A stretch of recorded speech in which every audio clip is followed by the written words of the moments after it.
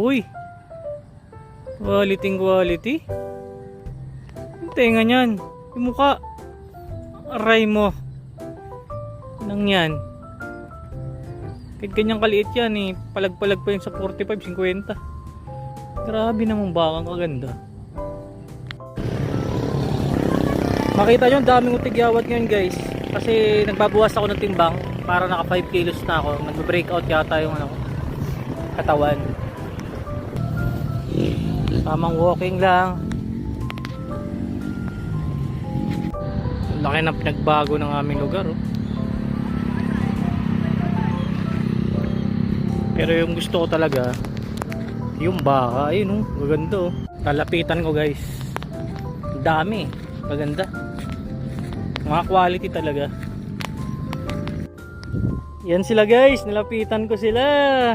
Hello. Laglag ka dyan. Hindi sila nakatali, ligaw sila. Daming inahin. Meron pa rin doon oh.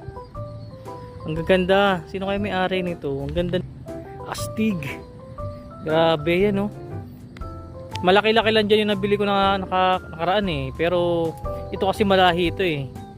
Bibilin ko to ng 45 pag binenta sa akin kahit ginto kaliit eh. Ang ganda oh. Yung tenga. Quality.